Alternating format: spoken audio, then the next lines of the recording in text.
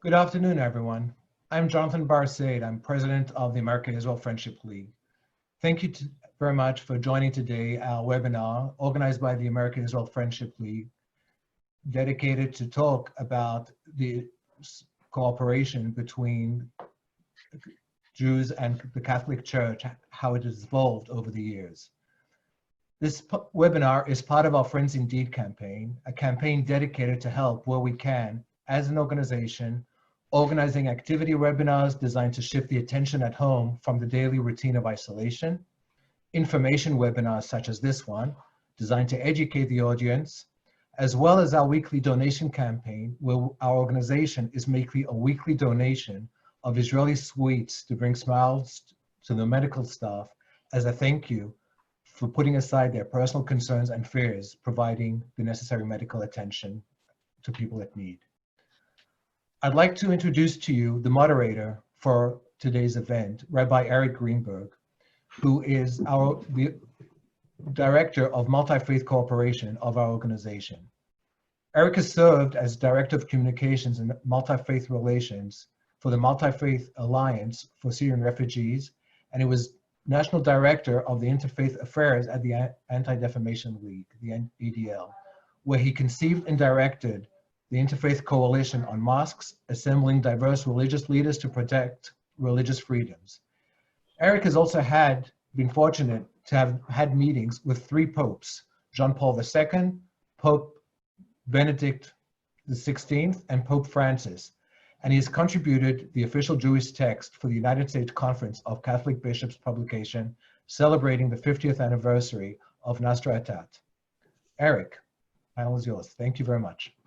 Thank you. Thank you, Jonathan, for that gracious introduction. I would also like to welcome everyone on Zoom and Facebook today to our special Passover Easter webinar. At this moment in time, we are trying to celebrate our most sacred foundational holy days and at the same time battle the worst global pandemic in a century. At this moment, it is even more important to remember that we are all in this together and that we have each other's backs. I'm delighted to be able to have with us today two friends and colleagues who are also two of the world's experts and leaders in advancing Catholic-Jewish relations. They have a wonderful program in store as they discuss where we came from, where we are today, and where we should be heading in the future. Coming to us from Israel, I'm privileged to introduce Rabbi David Rosen. Here's some major highlights of his work. Rabbi Rosen is the former Chief Rabbi of Ireland and is the International Director of Interreligious Affairs of the American Jewish Committee.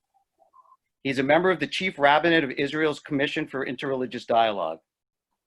David serves on the Council of the Religious Institutions of the Holy Land, and he's an international president of the World Conference of Religions for Peace. In addition, he's a member of the Board of Directors of the King Abdullah International Center for Interreligious and Intercultural Dialogue. This wonderful global organization was established by the King of Saudi Arabia, as well as the governments of Austria and Spain, together with the Vatican. Rabbi Rosen was a member of the Bilateral Commission of the State of Israel and the Holy See, which led to the establishment of full bilateral relations between Israel and the Vatican in 1994.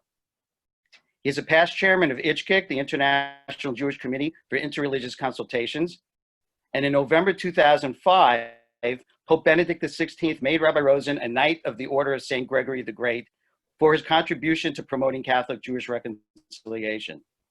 In 2010, he was made a Commander of the British Empire by Queen Elizabeth II for his contribution to interfaith relations.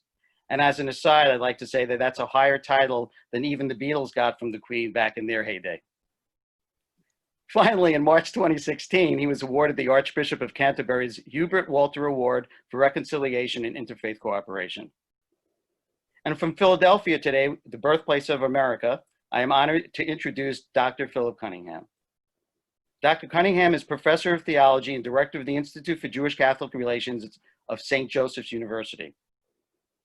Interested in biblical studies, religious education, and theologies of Christian-Jewish relations, Phil is the author of numerous books and articles on these subjects, most recently the book Seeking Shalom, The Journey to Right Relationship Between Catholics and Jews. Phil has served as the president of the International Council of Christians and Jews and as a member of the Advisory Committee on Catholic-Jewish Relations for the U.S. Conference of Catholic Bishops. He is also the webmaster of Dialogica, the online resource super site of the Council of Centers on Jewish-Christian Relations, a group I am proud to be part of. This is a site that anyone who wants to know about the things that we're talking about today, the documents, that's the site to go to. In 2017, Phil was awarded a Doctor of Humane Letters by Gratz College. He's a recipient of the Eternal Light Award from the Center for Catholic Jewish Studies at St. Leo University in Florida. Those are the incredible, impressive credentials of our today's speakers. So in the spirit of Passover, I'm going to set the table by answering a question I've heard from several young Christian neighbors over the last few days. Why is good, it's not Manish Tana, it's why is Good Friday and Passover on the same day this year? The answer, of course, is that it's no coincidence. Jesus came to Jerusalem to celebrate Passover at the Holy Temple, which all Jews were required to do back then. After his death by Roman crucifixion, Passover became an integral part of the Easter story. But Good Friday became a day of dread for Jews in some parts of the world, as Christian worshipers became enraged during church services from the negative depiction of Jews found in the Gospel of John, and preachers who wrongly accused Jews of being Christ killers and cursed by God. It was common for Jewish houses to be attacked with stones, and often these attacks were led by clergy. My mentor and friend, Rabbi James Rudin, also of AJC, used to make his annual ritual to attend Good Friday services in a variety of Christian churches, Catholic and Protestant, to monitor what he called the, quote, radioactive level of anti-Jewish vitriol coming from the pulpit. Thankfully, due to historic changes in church teaching and the growth of a positive Catholic-Jewish relationship, hostile remarks about the Jewish people in Catholic sermons on Good Friday or on any other day are considered contrary to the Catholic faith. But that surely was not the case 100 years ago. And I now turn the program over to Rabbi Rosen, who will launch our dialogue with Theodor Herzl. David, welcome and take it away. Thank you, Eric. It is, in fact, a mark of how far we have come that most young Jews and most young Catholics are simply not aware, certainly not in the United States, of how chronic the relationship was between Christians and Jews down the ages, and how much the unfortunate perversion of Christian teaching led to this kind of distress to which you refer. But it wasn't only coming from elements who were inimical towards Jews per se. This was coming from something much more profound in terms of their own theological understanding.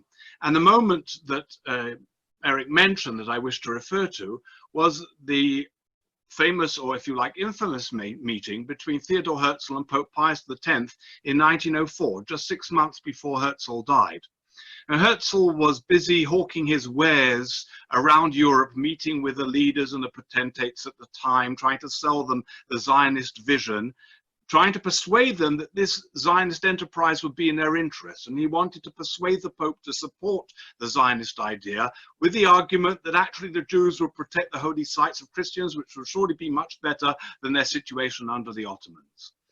Herzl did not know too much about religion generally, probably not too much about his own religion, let alone about Christianity, and therefore he was in for a bit of a surprise, because he records in his diaries the conversation with Pope Pius X, and the latter said to him basically, "I cannot recognize you because you have not recognized our Lord. I cannot prevent the Jews from returning to Palestine," said Pius X, "but if they do, our priests and churches will be ready, our churches and our priests will be ready with holy water to baptize them all."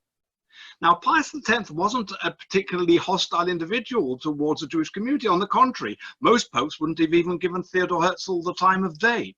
And he was gracious in the way he received him. In fact, if anybody misbehaved in terms of protocol, it was Theodor Herzl in this particular context. Pius X was actually simply telling Theodor Herzl the way he theologically understood the condition of the Jewish people to be. And that goes back to the early teachings of the Church Fathers, which was that the temple was destroyed, the people were exiled, and they were spurned and hated and detested and driven from one country to the next, all as punishment for the failure to recognize the Christian dispensation. And therefore the idea, and indeed this idea had needed to be able to be supported by some kind of explanation as to why the Jews survived at all. And as Augustine and others taught, the Jews survived precisely in their homelessness and their vulnerability and the detestability that they encountered to prove the truth of what happens to you when you reject the Christian dispensation. And therefore, for Pius X, the very idea that the Jews would return to their ancestral homeland before the Jews had accepted the Christian message was an absolute anathema. It was unthinkable. And he was simply telling Theodor Herzl the way he understood Christian teaching to be. And it wasn't just the Catholic Church, that was throughout the Christian world. And we have gone from a moment there. I often say, and maybe we'll have the opportunity to reiterate, that there is nothing quite comparable to this transformation that's taken place in terms of the Catholic Church's attitude towards the Jewish people. The people who were seen as yesterday, as condemned, as rejected by God, as the worst of peoples, to use the term of John Chrysostom, even as in league with the devil, the enemies of God, the people who are behind all the terrible things that were happening, especially within European society, this people has gone from being the most odious and rejected to now, in the words of three popes, the dearly beloved elder brother of the church of the original covenant never broken. That is a mind-boggling transformation. You have attitudes changed in the course of history, but to have gone to see people as so bad and now as so good and as so close that the popes have used the word that our relationship is intrinsic. We cannot understand ourselves as Christians if we do not understand our Jewish roots, that we have a relationship with the Jewish people that is like no other. That is remarkable. And that transformation, of course, was profoundly influenced by the period of the Shoah, not exclusively, but profoundly. And I think that's a good note for me to turn over to Phil. Thank you, David. And let me just thank the America-Israel Friendship League for this opportunity. David and I don't get a chance to work together very often because we have a big ocean in between us. So I'm grateful for the opportunity. So picking up where David left off, I want to move ahead from the time period of the meeting between Herzl and Pius X and move to the 1930s and the rise of Nazi racist policies in Germany, and sort of underscore what David said about the theological mindset of the Catholic world that had persisted for centuries and that now kind of reached a horrible dead end in Nazi Germany. I want to talk about very briefly, two leading Catholic figures at the time. A gentleman whose name is Karl Thieme, T-H-I-E-M-E, who unfortunately is sort of an unsung hero in lots of this transformation that David alluded to. And also John Osterreicher, who may be a bit better known, who founded the Institute for Judeo-Christian Studies at Seton Hall University outside of New York. Both of them in the 1930s were horrified by both Nazi anti-Semitic policies and rhetoric, but also by the fact that their propaganda was apparently very appealing to many, many Catholics. And the appeal of Nazi racism to Catholics was something that they both sought to combat. However, because both of them shared the attitude that David just expressed, namely, Jews are under a curse because of their rejection of Christ, a curse shown by the destruction of the temple by the Romans. It's kind of their destiny to suffer until they turn to Christ, which was envisioned in their minds as happening at the end of days. And maybe the end of days was now upon them in the 1930s because the entire world seemed to be spiraling downward into another global conflict that could only be disastrous, as indeed it proved. So Karl Thieme, for example, wrote in 1937 that I can't look at the Jewish question of our day without some sorrow because Jews still don't see that they need to turn to Christ despite their persecutions. Now this is somebody, and well, let me say John Osterreicher too. Osterreicher opined also in 1937 that when the stiff-neckedness of Israel toward Christ is broken and it speaks a faithful yes, a springtime of joy will come over the earth. He also went on to say that if Jews had only accepted Christ when he was alive, then God's kingdom would have been realized on earth there and then. So I want to stress that these two individuals are by no means anti-Semites, and they're by no means hostile to Jews. They're in a theological straitjacket. They cannot escape from this notion that Jews are under a curse. Both of them risked their lives in coming to Jewish defense. Osterreicher barely escaped from Paris to the United States in close pursuit by the Nazis.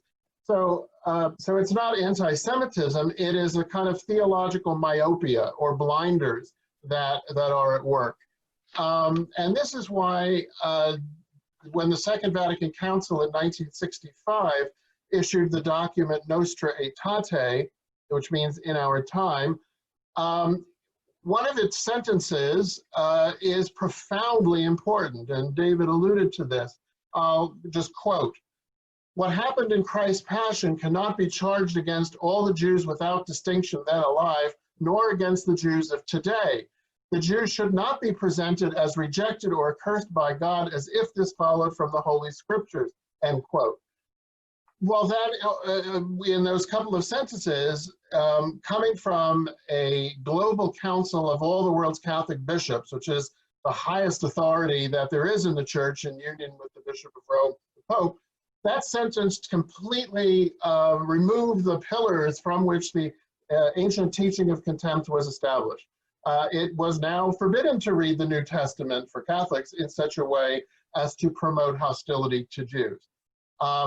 Nostra Aetate didn't mention that it was in fact Christians that had been doing that for the previous 18 centuries. It didn't examine the history per se, but what it did, and its significance lies in the fact that it now henceforth made that impossible. It ruled that as not consistent with the Catholic faith.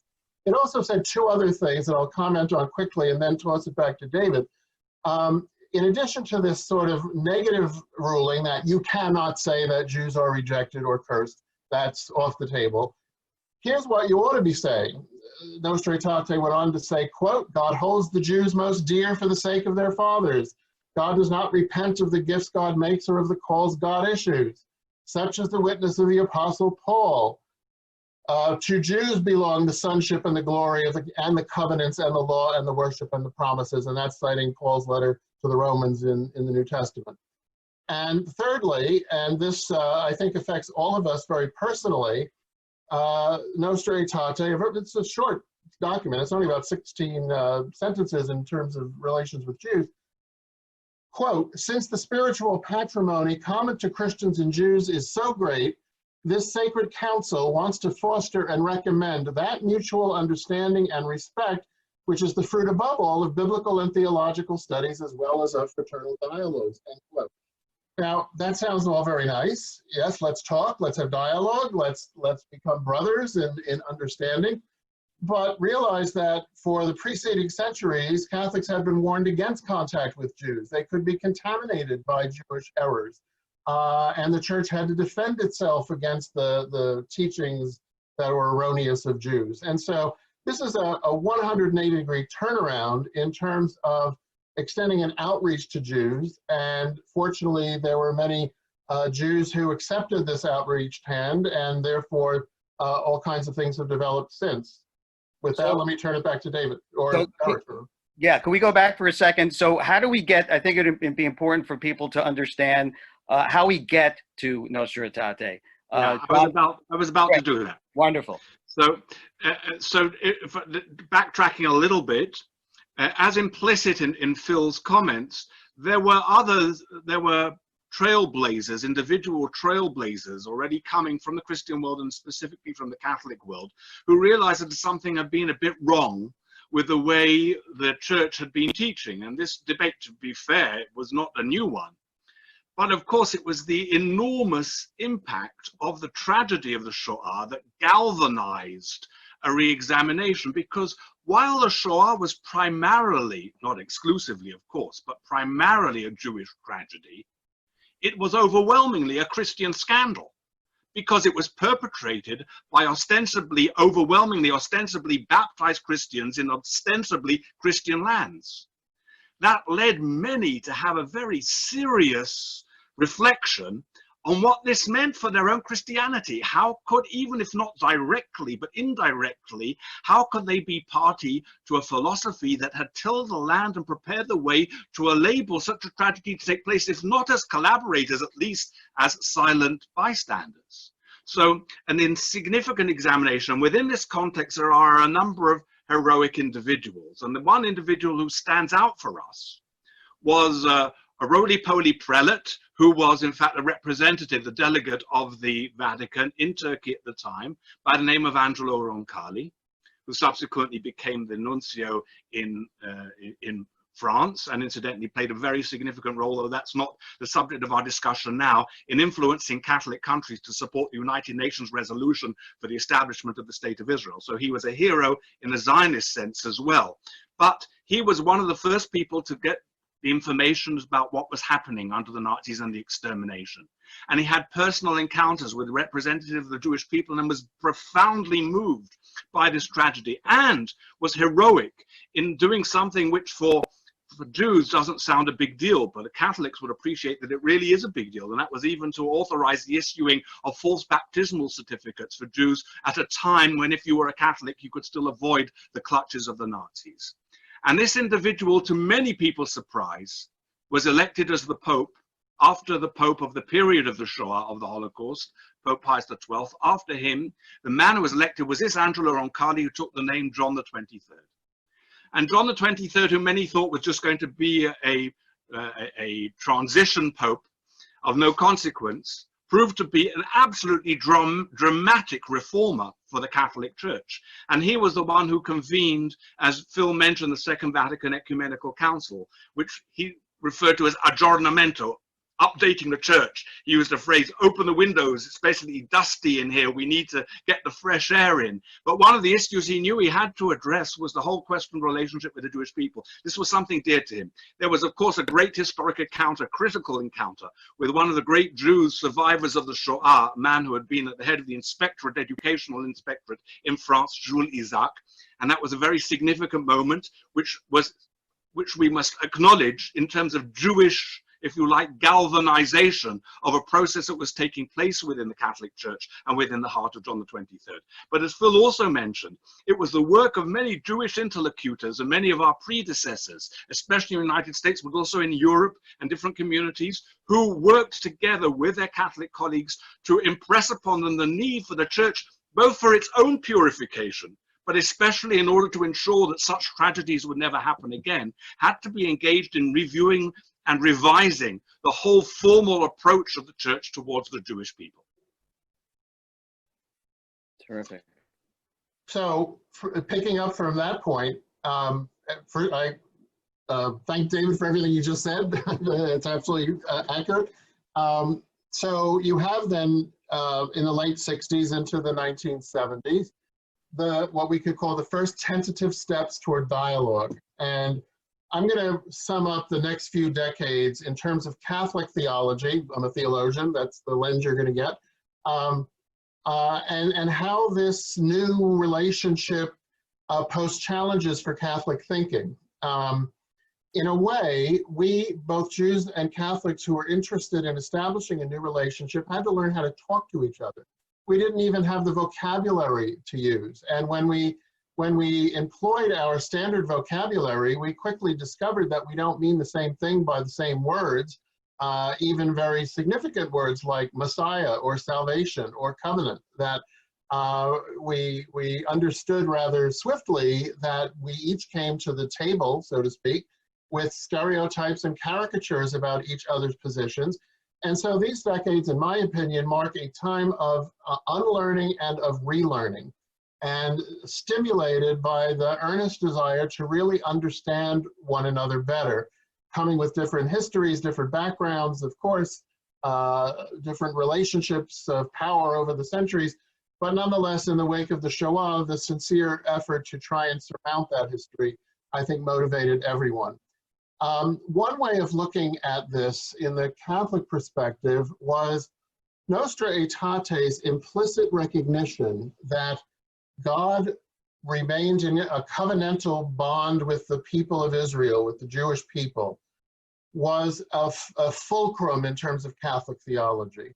If Jews were not cursed by God, if their covenantal life with God endured and prospered, then that must mean that they remain in covenant with God today, and we should learn from one another's experiences of being in covenant with God. This challenged a kind of received habit in the Catholic world, which is, shouldn't we be going about trying to convert Jews? Shouldn't we be trying to bring Jews to baptism? And in the 80s, starting in the mid-1980s and up through the last decade, this controversy internal within Catholicism, although it reached out into our dialogues with our Jewish friends, of course, kind of roiled the Catholic Church. Because if we're really going to put our money where our mouth is, so to speak, and say we want to have genuine brotherhood with the people of the covenant, as John Paul said in his prayer at the Western Wall in 2000, well, then that means our dialogue has to be free from any kind of motivation to try and bring Jews to baptism. Let me show you quickly a cartoon from Italy in the year 2010 that sums this up rather well. So you'll see that this is at the time of Pope Benedict XVI's visit to the chief synagogue in Rome. John Paul had done that in 1986, and in 2010, Benedict followed in his footsteps. But this was Benedict's papacy, as well as John Paul's in different ways, were marked by controversies now and again, missteps in the relationship as we were learning how to encounter one another in a respectful and equal playing field kind of a way. So you see here, Benedict pictured as crossing the Tiber from the Vatican over to the Great Synagogue of Rome on a tightrope, and he's holding a balancing rod. And in case you can't see it, depending on the size of your screen, one end of the balancing rod says dialogue, and the other says conversion. And this sort of summarizes, to my mind, the tensions in internal Catholic thought. If we're serious about dialogue, then we have to set aside any desire to try and convert Jews. Whereas if we're going to hold on to that ancient impulse, then we might as well forget about dialogue. And this sort of either-or choice was actually presented at the Second Vatican Council during the debates over Nostra Aetate by a number of the bishops in 1964 when they debated a draft of Nostra Aetate.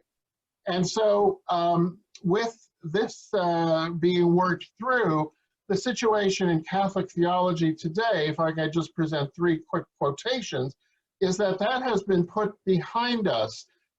There are still some outliers that would think differently, but as I think David, or it could have been Eric, said a little bit earlier, all three of the popes after the time of the Second Vatican Council have embraced dialogue with Jews, and consequently in their own different theological paths have come to say we must be engaged in a relationship of dialogue and collaboration. Benedict XVI, the subject of that cartoon, wrote in 2011, the church should not concern herself with the conversion of Jews.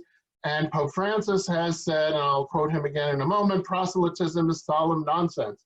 Rather, dialogue is the path. And again, this is one way of looking at the developments in Catholic self-understanding and in its relationship with Jews over the past 30 years, to sum it up in 3 minutes, is through this lens of, if we're serious about dialogue, if we're serious about a positive relationship, if we're serious about learning from one another, then this idea that Jews are somehow lacking because in their relationship with God, and therefore we must try and convert them, had to be set aside. And that's where I think we are today. And I think that the cartoon that Phil shared with us also showed another dramatic aspect of this, and that was the diverse voices you saw down below coming from ostensibly the Jewish community there, receiving the Pope as he visited a synagogue in Rome. And you can see these voices which are contradictory, or they're reflecting differing emotions and perceptions. And indeed, First and foremost, we need to understand that the relationship between Jews and Catholics and Christians generally is an asymmetrical relationship. Christians cannot understand themselves as the popes and the magisterium, the official teaching of the Catholic Church indicates, without referring to Judaism. Jesus is a Jew, the roots of Christianity are Judaism. You can't now, at Easter time, you cannot truly understand what the Last Supper was, what Jesus was doing, what his symbolism means, if you don't have a Jewish understanding or there's no Jewish context to it. Whereas Jews do not have to understand themselves through the lens of understanding Christianity. We don't need Christianity in order to understand ourselves. Therefore, there is a very different, if you like, basis or impetus, I should say, for the relationship. And most Jews that came to the relationship with Christians generally and with the Catholic Church in particular were primarily motivated not by theological impulse or not by self-purification or self-deepening and understanding, which is the case with Catholics, but simply by the desire on the part of Jews to prevent terrible things happening to us, to be able to live in a better world and to be able to advance that bilateral relationship, which in the course of time we understand to be valuable not just for us, but actually as a gift and as ways in which we can contribute to a better society at large for all humanity. But there were those Jews. Please.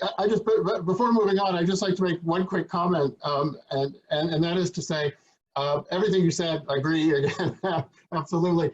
However, the asymmetry may be not quite so absolute as originally understood, since again in dialogue and with historical research and so forth. It turns out that in the dialogue today, as David well knows, that we often are picturing ourselves, namely Christians and Rabbinic Judaism, as the common offshoots of biblical Israel, and that period from, let's say, the 1st century BCE to the 5th century CE or so is the fertile time period in which both traditions emerge out of biblical Israel. Absolutely. I'm not saying that Jews do not have or ought to gain from the dialogue with Christianity and with the Catholic Church. Understood. I think there's a lot to gain through that dialogue, especially in the field of theological discussion and biblical study as well. A lot. But we don't have to relate to Christianity in order to understand ourselves. That's my point. I agree. And therefore, the impetuses are not the same, even if there's obviously certain levels of overlap. So you had major Jewish figures like the late, great Rabbi Eliezer Berkovitz, who were totally opposed to any kind of encounter with the Christian world. Basically, his approach was, you, the Christian world, have done so much damage to us over the course of history that you've got to prove your bona fides, at least over a generation or two, that you're serious about in your relationship, and then we can start talking to you. And that's a perfectly understandable approach, but thank God, there were not everybody agreed with it. And there were those, such as in my organization, personalities like Rabbi Mark Tannenbaum and Rabbi Abraham Joshua Heschel was engaged in this particular process. And there were chief rabbis within the Orthodox communities in Europe, like Rabbi Kaplan and Rabbi Hertz in Europe, who had survived, therefore Rabbi Kaplan had survived the Shoah, who were really very committed to deepening this relationship and understood that, in fact, a positive engagement was going to be a way to be able to achieve the end results. And if you simply sit with your arms folded and say, I will wait until you have proven your bona fides, you may not get there, or it may take you much, much longer in order to get there. So even though these changes were happening, and of course with John Paul II and his visit to the synagogue in 1986, this was dramatic because most people, certainly most Jews, didn't know about Catholic documents. They might have heard of Nostra Aetate, but they didn't really know what it was. And I suspect that even many Catholics didn't either. And especially as we move now into a modern era where people generally read less and less, the changes were not universally known.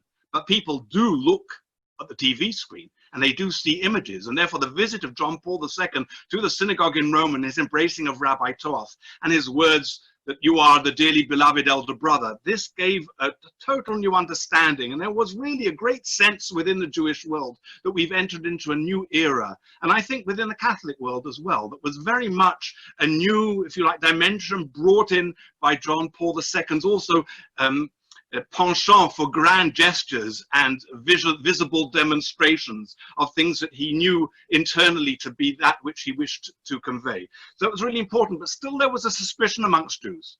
If the Catholic Church really doesn't have any theological problem with the idea of the return of the Jewish people to its ancestral homeland, despite what Pius X said to Theodor Herzl, then why are there not diplomatic relations with Israel? And this was always a suspicion. And I imagine amongst some Catholics, it was also a suspicion. There may be something that was not seen as quite completely kosher in the eyes of the Holy See with regards to Jewish sovereignty in the Holy Land. And it wasn't really until after the First Gulf War that things really changed. Do you want me to continue on here, or would you like to say something, Phil? No, please. So, as I said, there was some suspicion, but the truth of the matter was dramatically evidenced by the Vatican spokesperson at the time in 1991, Joachim Navarro-Valls, when in the wake of the First Gulf War and the Madrid Peace Conference, the Vatican reached out to Israel to be able to explore the possibilities of establishing full normal relations, not only diplomatic relations, but as they pertained to the Church's interests and to its communities in the Holy Land. And at the press conference, Joachim Navarro-Valls was asked, why are you now, so many years after Nostra Aetate, speaking to Israel? And he said, hey, all the Arabs are speaking to Israel now. Why shouldn't we? And one might have said to him, well, if you are a religious moral institution, we would think that you perhaps could lead the way rather than jumping on the bandwagon when everybody else is there, but better late than never. But what was important about what he said was that he, perhaps without realizing it, confirmed that the problem after Nostra Aetate was not theological. The problem with Israel was essentially political.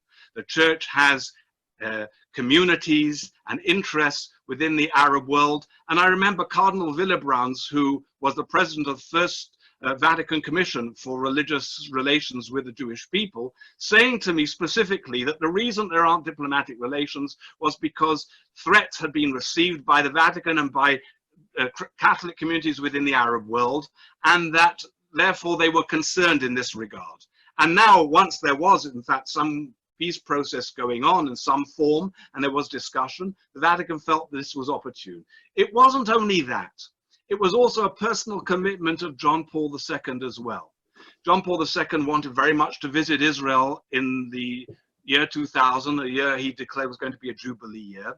And he'd come to understand how central Israel is for Jewish self-understanding. And if there was going to be full mutual respect, there had to be full recognition of Israel, but also that he wouldn't be able to visit the Holy Land and make that pilgrimage if there wouldn't be diplomatic relations, because Israel had an experience before with Pope Paul VI, which I won't go into details at the time, when he visited, perhaps trying to test the waters in 1964. But Israel felt that the failure for anything to deliver was in fact a slight, and wouldn't allow any kind of papal visit to take place under such conditions again, and had to be a state visit. And that state visit was enormously dramatic because, as I said before, John Paul II's visit to the synagogue said something enormous to the world. But to see the Pope arrive in Israel and pay his respects to Israel's highest elected national officials and to its religious leaders, to see him at the Western Wall putting there a prayer of forgiveness that he had composed for a liturgy of repentance 2 weeks earlier in St. Peter's, asking God's forgiveness for all the sins committed down the ages against the Jews, to see him at Yad Vashem in tearful solidarity for Jewish pain and suffering, that blew people's minds. And that was really one of the most dramatic, I would say the most dramatic confirmation of the stunning revolution in Catholic Jewish revolutions that we've been discussing. Wonderful.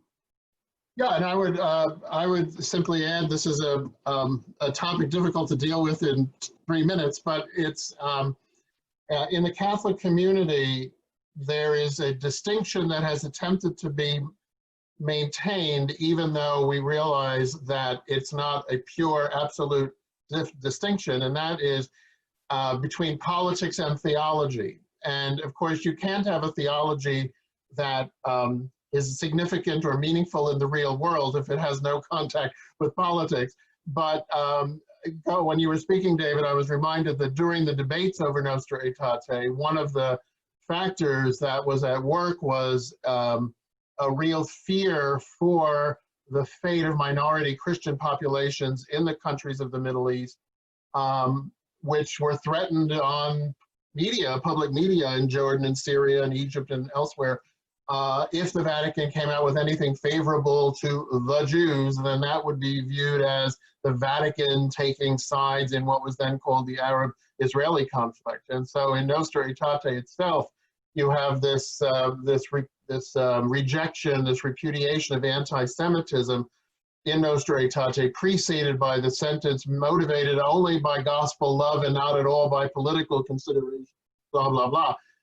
We reject anti-Semitism or whatever. And that thread also runs through the decades that you summarized for us.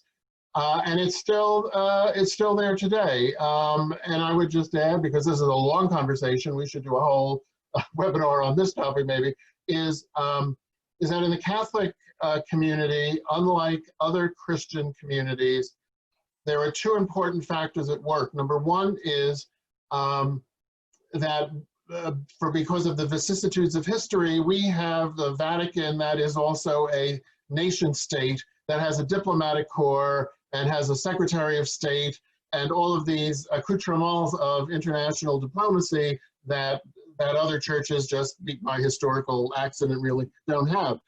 And that affected the decision about whether to engage in relations with Israel. And secondly,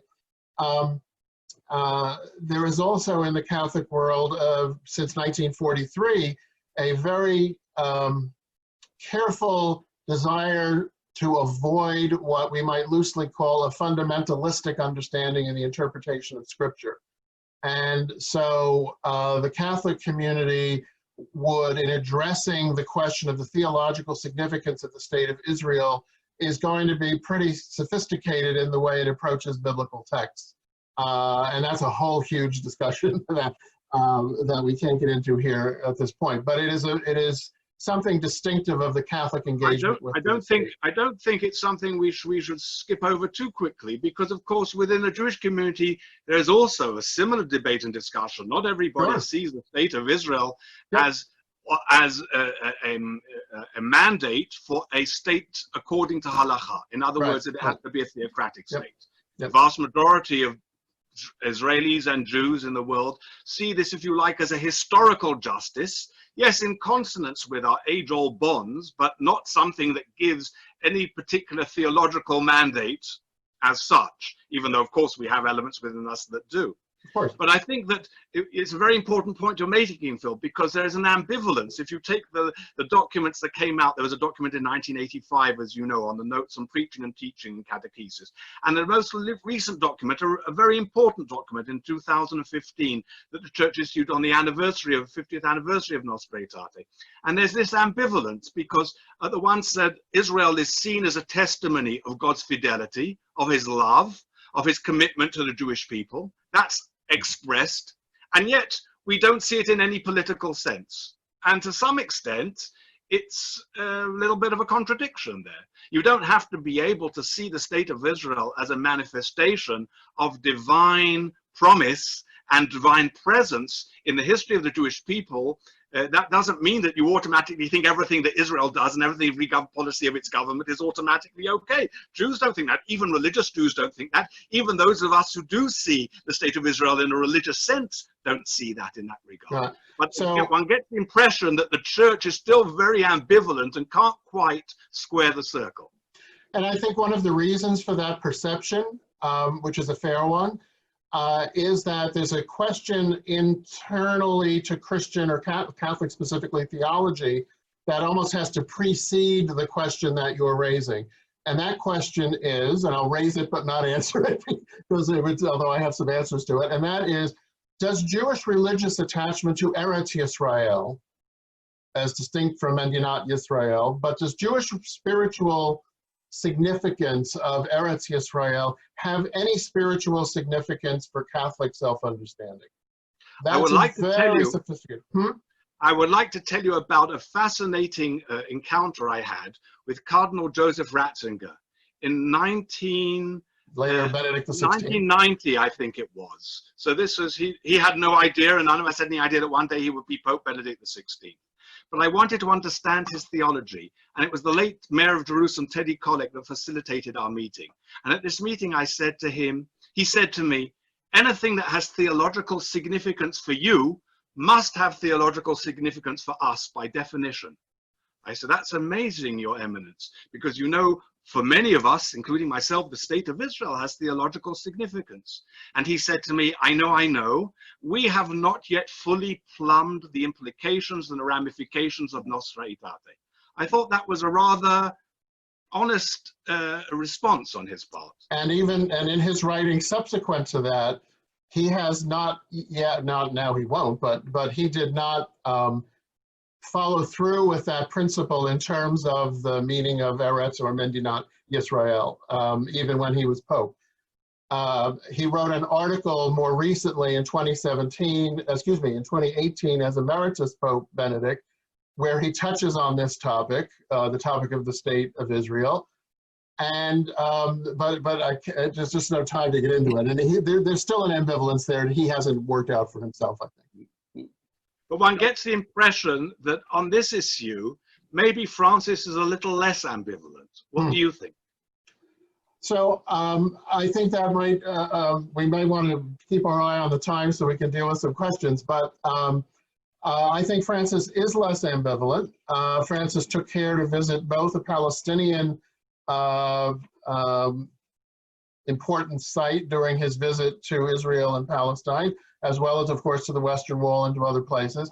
And I think Francis's approach is one that is much more deeply grounded in a theology of interpersonal relationship, rather than a theology of ontological truth, which is a convenient but perhaps not fully fair way of characterizing Benedict XVI's approach. And for Francis, dialogue is his thrust in every area of conflict, not simply or not only in terms of Catholics and Jews, but any kind of conflict, and fairness for human needs or consideration for human needs drives him very thoroughly, and that's because of his Argentinian background, and it's also because of the theologians he studied in his formative period, and it's because, at least in terms of our conversation, it's because he had the experience as an adult of forming deep personal friendships with Jews, which none of his predecessors had had. I underscore as an adult, because John Paul II had Jewish boyhood friends, but whether they actually ever talk theology, I think, is highly doubtful. Unless you want to go back to Peter. Well, you're going way, way back. And whether Peter is historically properly called Pope is a whole other discussion. But clearly Francis, at least in terms of post-3rd century, is clearly the only Pope that has had a post-Nostra Aetate personal spiritual formation, and also deep-seated friendships that continue to the present with Argentinian Jews. So, wow. You know, I feel horrible about having to cut it at this point. We have a couple of minutes left. I'd like to ask, or have you both explore the idea about the monolithic or the not monolithic aspect of our relationship, Catholic-Jewish relationship, and taking it into the future. We could do that in a couple of minutes, both of you. And then if there are any questions out there, I encourage people to ask them through the chat line, through Facebook, and we'll try to entertain some of them before we sign off. So what do you mean by non-monolithic nature? Well, in other words, we're talking about the expanding the dialogue, that it's not monolithic. I think that's something that David had alluded to earlier. Let me start on this one. I mean, we could come to your question, Eric, in many different ways, but let me just state this. It's obvious, but it still needs to be stated that just as people are different, so societies are different, and societies are at different stages on many different issues.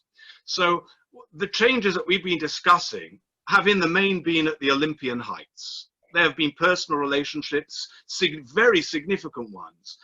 But the vast majority of Catholics and Jews in the world have not been affected personally. And that really is a good follow-on from Phil's reference to Pope Francis's focus on the personal relationship, and especially in Latin America. I mean, Buenos Aires is an exception. The vast majority of Catholics in Latin America have never met a Jew, and Jews simply don't feature on their radar screen.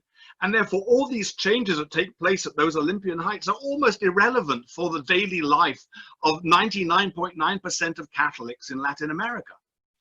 But where you have communities that are both minorities, one doesn't dominate in the society at large, and they are both vibrant minorities, even if the numbers are enormously different. And I'm now talking about North America, specifically in the United States, where both communities feel that they are part of the general fabric and have interest in preserving their own character and therefore the principles of religious freedom and their interest in those societies, and therefore see one another as allies.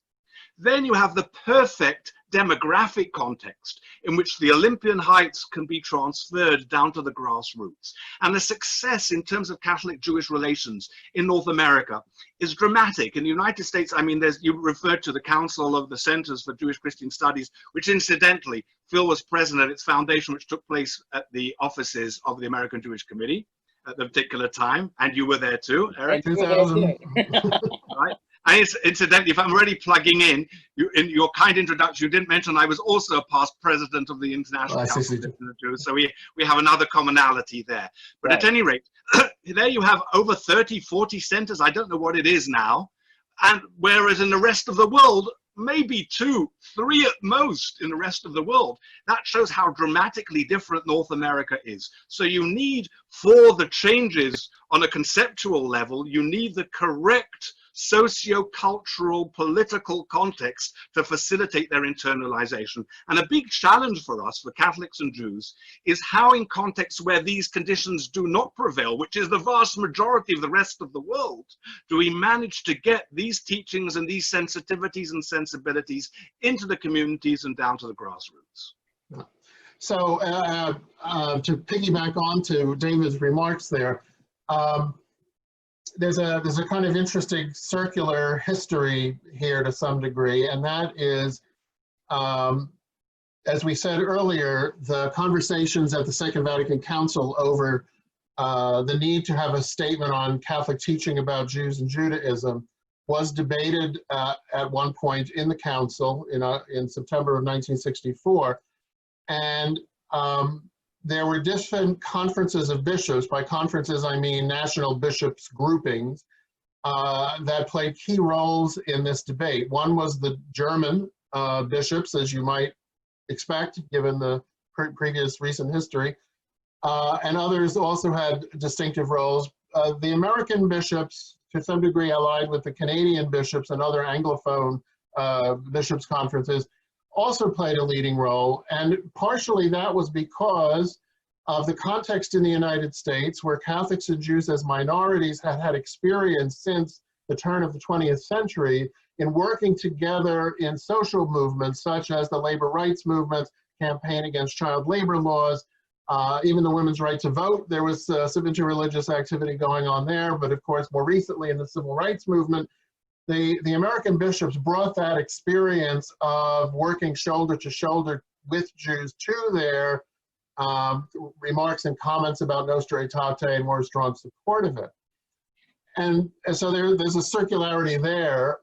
The other piece I would mention is that, again, Catholic Church is somewhat unique in having this centralized teaching magisterium, right, situated in the Vatican, that in theory, all Catholics in the world are impacted by its teachings.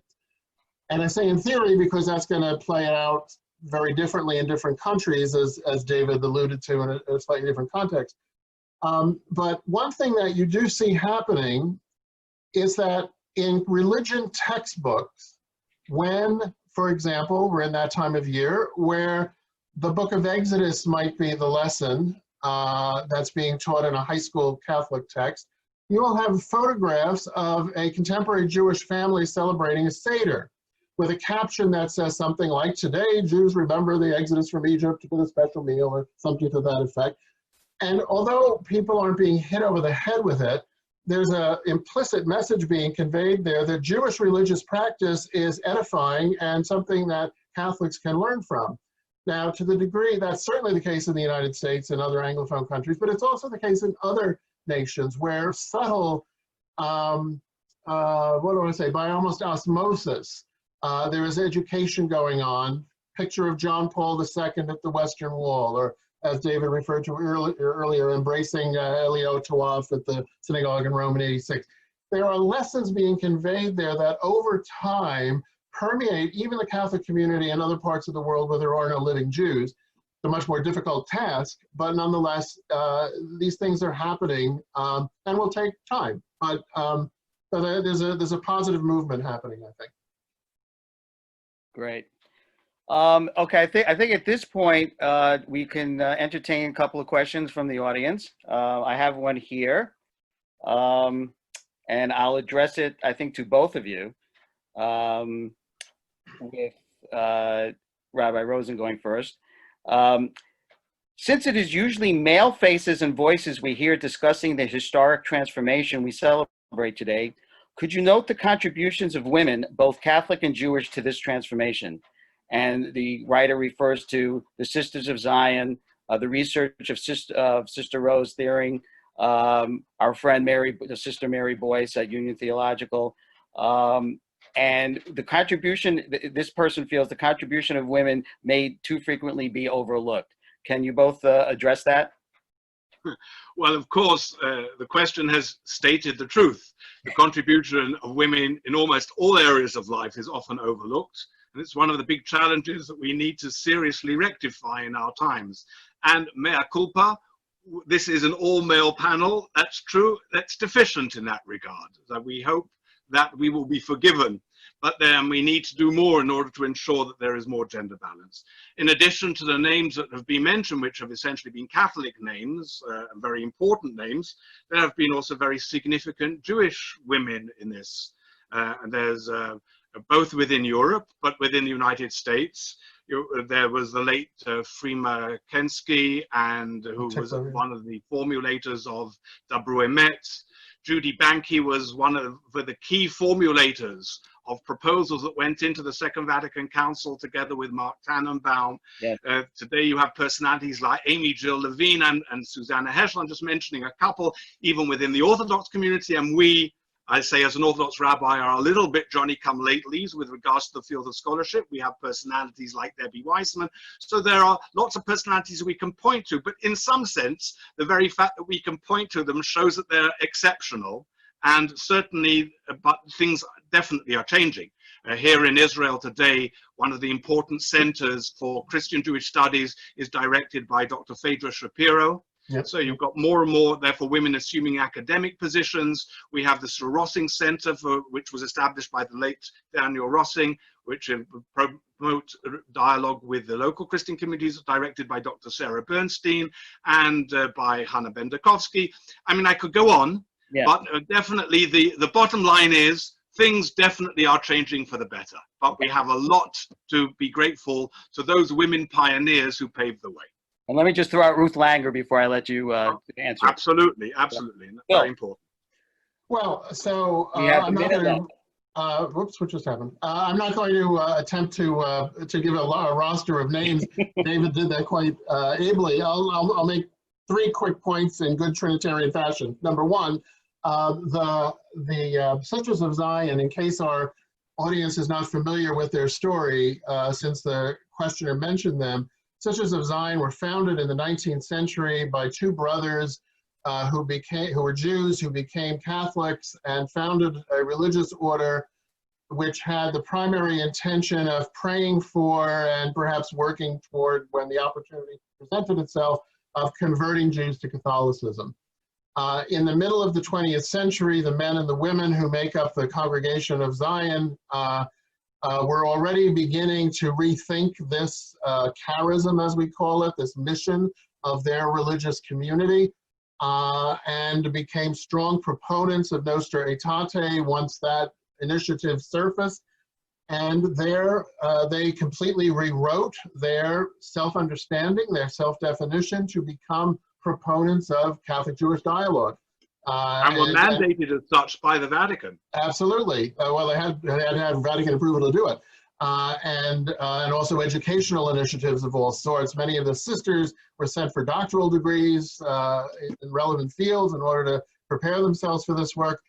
And so in a way, they represent in microcosm what the entire Catholic community was working through in the post-war period. And they're still very much active, and particularly in ICCJ functions is where I see them most often. And Sister Celia Deutsch, I'd like to throw out a shout out to her. Rather great. This is the danger. We're going to omit We must apologize to all the wonderful That's right. women, and there are actually more than we realize whom we have not mentioned by name. This can Wait a be minute, I have 2 more points. another separate webinar. Go ahead, Phil. You Okay. got 1 minute. The other 2 quick points I want to make are Mary Boyes was mentioned. My sister Mary Boyes, professor at Union Theological.